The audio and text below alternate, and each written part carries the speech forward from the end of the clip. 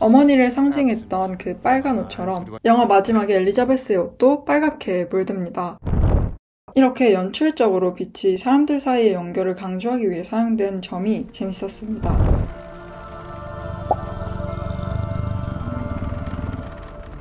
안녕하세요, 타티입니다. 일주일 전쯤에 넷플릭스에 풀린 기에르모 델 토로 감독의 프랑켄슈타인 영화 혹시 다들 보셨나요? 사실 스트리밍으로 나오기 전에 극장 개봉도 했고 부국제 상영도 했어서 관심 있으신 분들은 대부분 보셨을 것 같기도 한데요. 저는 프랑켄슈타인이 원작이 워낙 유명하기도 하고 다 아는 내용에 익숙한 감독 스타일이어서 너무 아는 맛일 것 같아서 그냥 안 보려고 했지만 주변에 호평이 너무 많아서 늦게나마 넷플릭스로 봤습니다. 네, 본격적인 얘기에 앞서서 저희 감상을 간단히 말해보자면 이 영화는 정말 잘 만든 상업 영화이고 넷플릭스를 구독하고 있다면 지금 이 순간을 위해 매번 따박따박 구독료를 냈던 것이기 때문에 되도록 이 돈만 나는 이미지와 잼예를 큰 화면으로 보십시오 정도로 요약할 수 있을 것 같네요. 사실 워낙 유명한 감독님이기도 하고 연기자들도 모두 너무 잘합니다. 듄의 아버지 역할로 익숙한 오스카 아이작, 유포리아의 제이콥 엘로디, 펄의 미아 고스, 그리고 바스타즈의 악역 역할로 유명한 크리스토프 발츠 등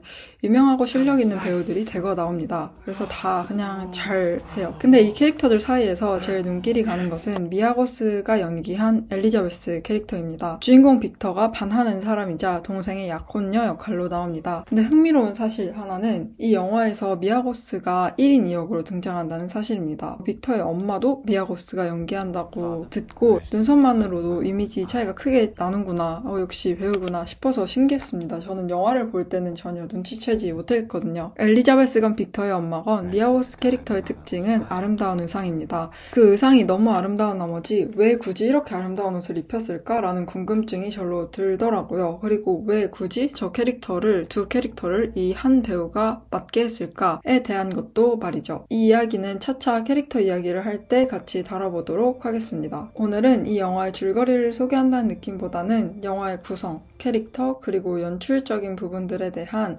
약간은 테크니컬한 이야기를 해보겠습니다. 특히 빛과 관련해서요. 이 영상은 스포일러를 포함하고 있지만 영상을 다 본 후 영화를 관람하시면 더 재밌는 관람이 가능하실 것이라고 확신하지는 않습니다. 여튼 시작하도록 하겠습니다.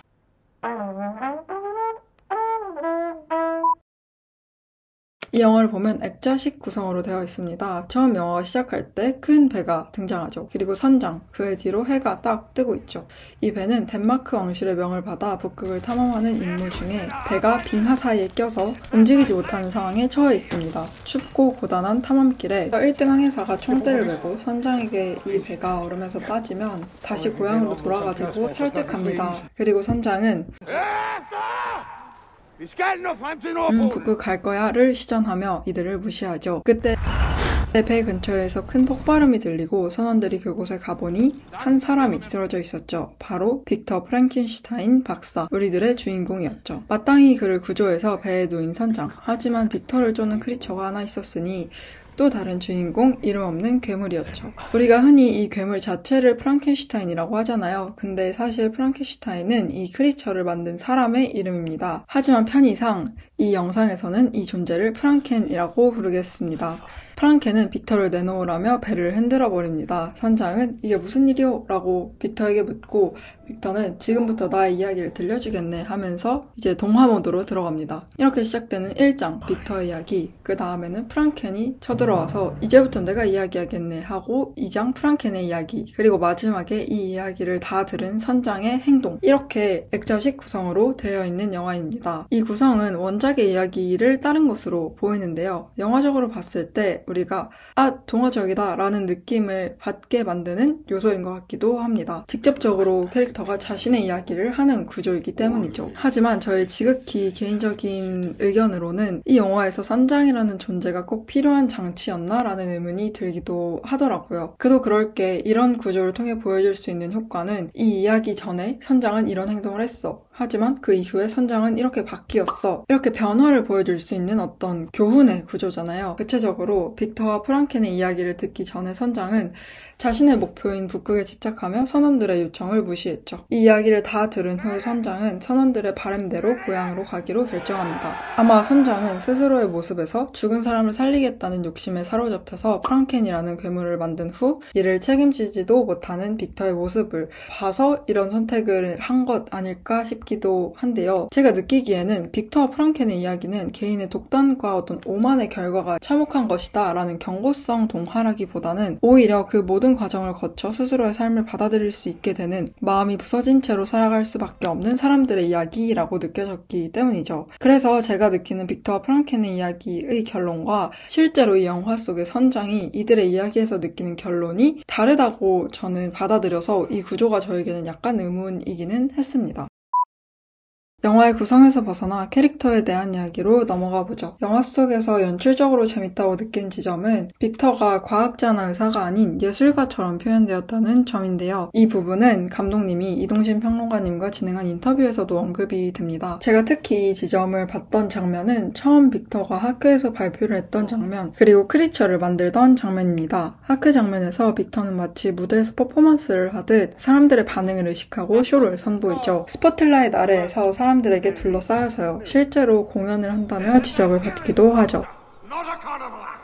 또한 크리처를 만드는 장면, 이 장면도 감독의 표현을 그대로 옮기자면 마치 데이빗 보위와 같은 가수가 자기 일생 유일한 공연을 하듯 표현되었습니다. 음악은 신나는 왈츠가 깔리죠. 그렇게 만들어진 프랑켄은 마치 괴물이라기보다는 그리스 조각상 같습니다. 흰 빛의 피부와 키 큰 실루엣이 그러하죠. 그래서 왠지 이들의 관계를 보면 피그말리온 신화가 떠오르기도 했습니다. 자신의 이상형을 조각하고 그 조각이 사람이 되자 사랑에 빠진 피그말리온의 이야기 말이죠. 조각가의 집념과 광기가 느껴지는 이야기이기도 하니까요. 또 빅터가 예술가라고 느껴졌던 지점은 그가 지속적으로 아름다운 것에 끌리는 것처럼 묘사되었기 때문입니다. 어린 빅터가 처음 애착을 가지는 대상은 그의 어머니입니다. 그녀는 이 아름다운 붉은 드레스를 입고 있죠. 또한 그가 성인이 된 후 반하는 것은 엘리자베스입니다. 그녀 또한 의상이 정말 아름답죠. 물론 그가 엘리자베스에게 반한 이유는 비단 그 아름다운 의상 때문만은 아닐 것입니다. 하지만 굳이 그녀의 의상이 이토록 화려한 데에는 이런 이유가 일정 부분은 있다고 생각합니다. 이러한 빅터의 설정은 그가 얼마나 불완전한 인간인지, 얼마나 결핍이 많은 인간인지를 강조하는 역할도 합니다. 그는 엄마를 살리고 싶은 마음에 프랑켄을 만들기라는 목표에 너무 집착한 나머지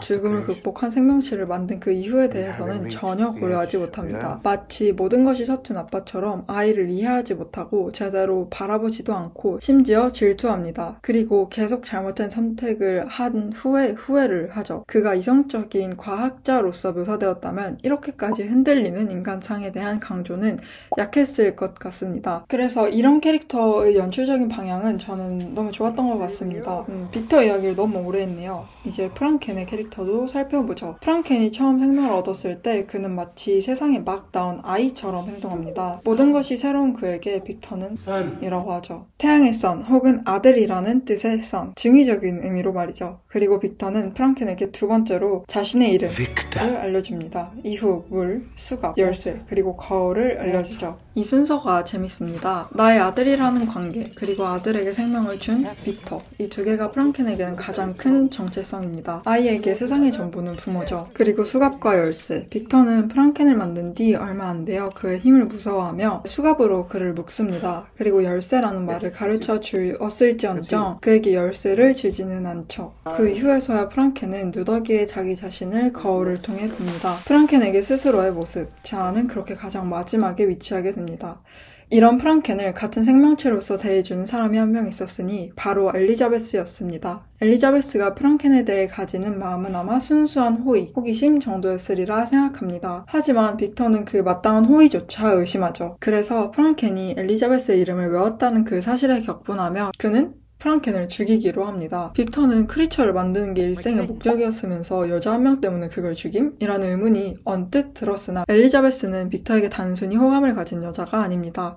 그는 엘리자베스에게서 어머니를 보고 있죠. 엘리자베스가 가진 생명에 대한 관심과 자애의 모습을 보며 엄격한 아버지 아래 오직 자신만을 사랑해 주었던 어머니를 생각하는 것입니다. 어머니를 상징했던 그 빨간 옷처럼 영화 마지막에 엘리자베스의 옷도 빨갛게 물듭니다. 애초에 빅터가 죽음을 정복해야겠다고 마음먹은 것이 아버지가 집도한 수술 중에 어머니가 죽어버렸기 때문이었습니다.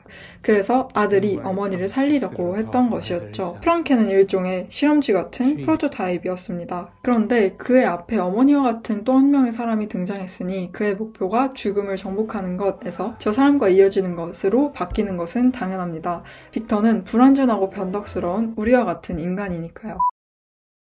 네, 마지막 연출에 대한 이야기입니다. 이 감독의 특장점이 뭐다? 환상적인 세계관과 그것을 비주얼로 구현하는 능력이다 라고 저는 생각합니다. 그래서 이 영화도 아웃포커싱을 해서 배경을 날리는 심도 얕은 카메라가 아니라 배경까지 두루두루 포커스를 하는 방식으로 촬영하였습니다. 배경 속에 인물들이 존재하는 것이니까요. 사실 그래서 극장용 영화라고도 느껴졌습니다. 캐릭터들의 얼굴만 포커스되는 영화들, 솔직히 작은 영화로 봐도 괜찮다고 생각합니다. 근데 배경의 디테일이 좋고 그것이 스토리의 몰입에 굉장히 중요하게 다뤄지는 오늘과 같은 영화는 극장에서 보면 아무래도 더 좋겠죠. 여튼 아름다운 배경 외에 영화에서 특징으로 뽑을 만한 것은 바로 빛입니다. 영화의 시작에서 선장 뒤로 해가 뜨고 영화 마지막에는 프랑켄의 뒤로 해가 집니다. 수미상관적으로 볼 수 있죠. 뿐만 아니라 영화 속 가장 따뜻한 빛은 프랑켄이 처음 태어났을 때 빅터가 기쁨에 사로잡혀서 여러 단어들을 알려줄 때였습니다. 그 장면에서 빅터의 뒤로 강한 주황색의 빛이 후광으로 빅터와 프랑켄을 비춥니다. 이후 프랑켄은 빛이 하나도 들지 않는 지하에 가둬집니다. 그런 프랑켄에게 빛과 함께 다가가는 한 명이 있었으니 바로 엘리자베스였죠. 마치 스포트라이트를 받는 사람들처럼 조명 아래에서 손가락이 닿는 둘에게도 빛이 가 있죠. 이 장면도 그렇습니다. 몰래 민가에 숨어든 프랑켄은 어둠 속에서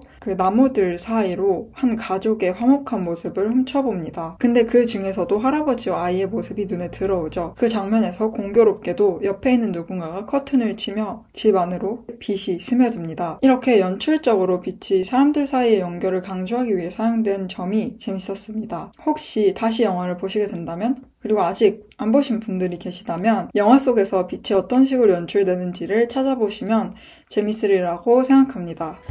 마지막으로 빅터와 프랑켄의 관계에 대해 이야기해보고 싶습니다. 이 둘의 관계는 마치 아버지와 아들의 관계처럼 보입니다. 아이가 엄마를 더 좋아하자 질투한 아버지처럼 빅터는 프랑켄을 미워하고 그런 프랑켄에게서 스스로의 추악함, 스스로의 실수를 보며 그를 없애고 싶어하죠. 빅터는 프랑켄을 통해 자신과 자신의 아버지의 관계를 반복하고 있습니다. 빅터가 아버지를 증오한 이유는 아버지가 어머니를 살릴 수 있을 만큼 실력 있는 의사였으면서 어머니를 죽게 만들었기 때문이죠. 프랑켄이 빅터를 증오한 이유는 그가 자신의 동반자를 만들 수 있으면서 그렇지 않았기 때문입니다. 그 결과로서 아들인 빅터, 아들인 프랑켄은 외로워하죠. 그리고 커다란 결핍이 생겨버립니다. 이 굴레를 빅터는 반복하고 있는 것이죠. 영화 후반부에 가서 프랑켄은 죽음을 부러워합니다. 모든 사람들이 자신을 무서워하고 보기만 해도 죽이려고 하는 이 세상에서 홀로 평생을 살아야 한다는 것은 너무나 두려운 일이겠죠.